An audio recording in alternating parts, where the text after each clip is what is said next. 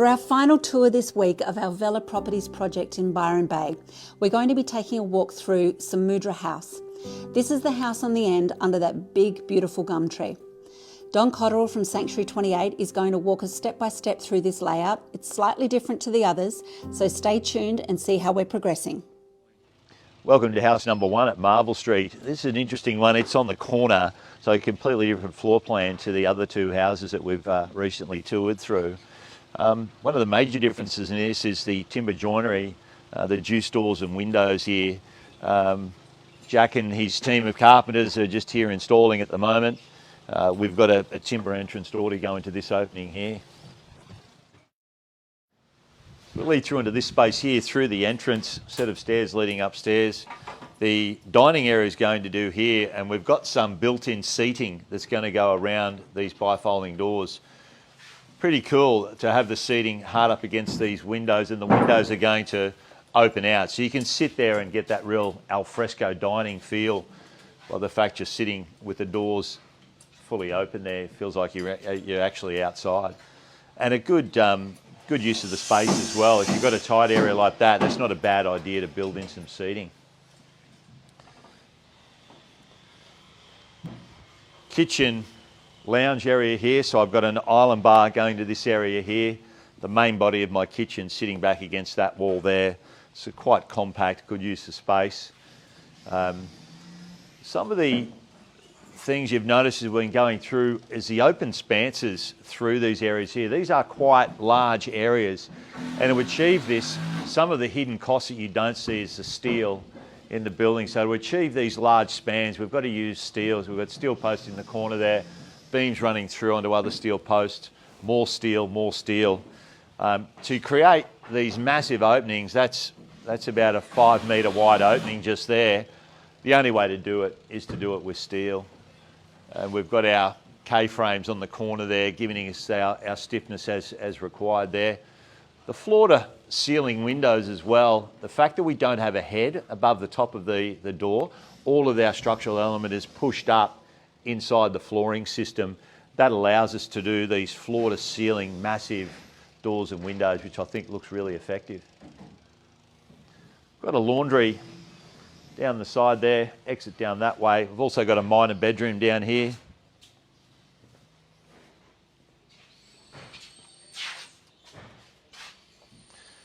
Sneakily again, we've got an understair area there that we're going to grab a bit of storage space out of that for.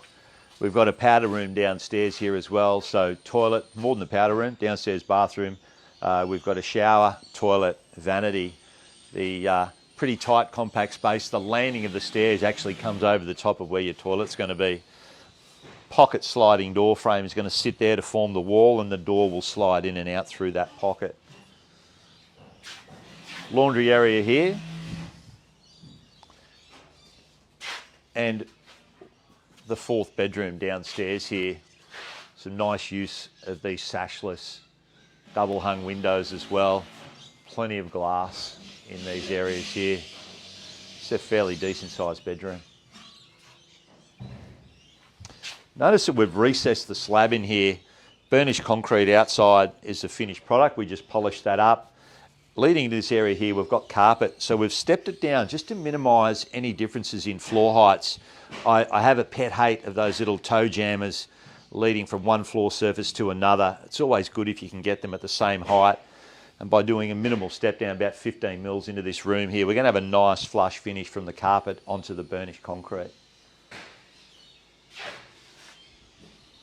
Rear access from the garage into the house here. There's also an alternative access of the garage leading you through into the living areas. Stairs are installed again. Very handy for me during construction. I'll have the custom floor overlay over the top of them. Mel, you love to challenge me. We've actually got a curved wall going into this section here. So we'll get a couple of bits of ply and we'll cut them out on that 600 diameter curve here, and we'll build the studs around, and this wall will wrap around. And that detail's also repeated over here. So our balustrading wall that we've got through here is going to curve around this area as well. Little study desk there. Bedrooms 2 and 3 upstairs here are mirrored.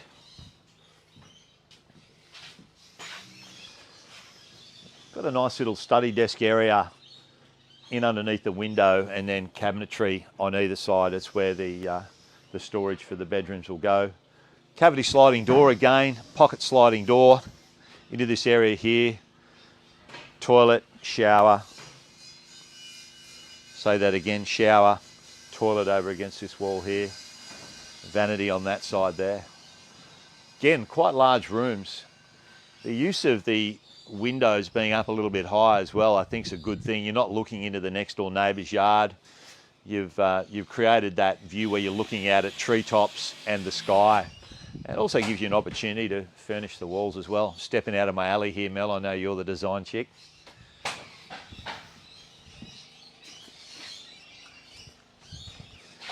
Feature of all three homes has been the amount of glass that we've had. In this area here, we've got a gable which will have glazing up into those sections there, plus windows over the top of this void. So more natural light falling down through the void area.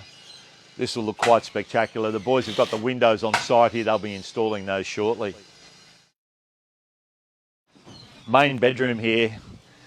And there's two things that I probably can't talk enough about. And that's, one is aspect. The reason we've got the sun shining down in here is that's facing to the north. And at this time of year, through the cooler months, the sun is a little bit lower. You get this sensational winter sun entering into the room and warming it up. In the middle of summer, that sun is going to come straight up and over the top. And whilst you see the sun hitting the floor back here, in summertime, the sun is going to come and shine out here externally. There's going to be no hot sun hitting inside this room in this particular spot. Luckily to the west here, we're shaded by the trees that we've got over there that'll give us natural protection from the westerly sun. So aspect is so important for having a house that's enjoyable to live in. And the other thing that's a feature through all three houses is the volume that I've been speaking about. It just makes the room feel so much bigger than what the square metres is actually telling you. So creating that space inside the ceiling gives you the feeling you're in a much larger room. Walk-in robe. So we'll have cabinetry on both sides here as you walk through this area here. And then you're into the master ensuite.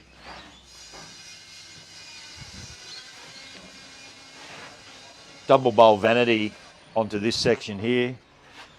Toilet. Mel's challenged me again. We've got a curved wall coming into this section here.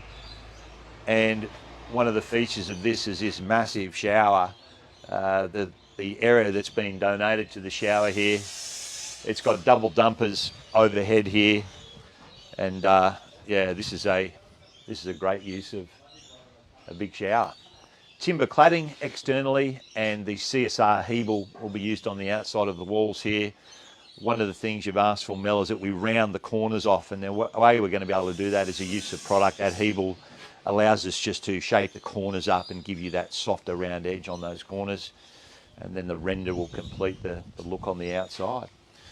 House 1 complete, so that's a bit of a wrap from me here in Byron Bay, Mel. Looking forward to getting you up on site sooner rather than later.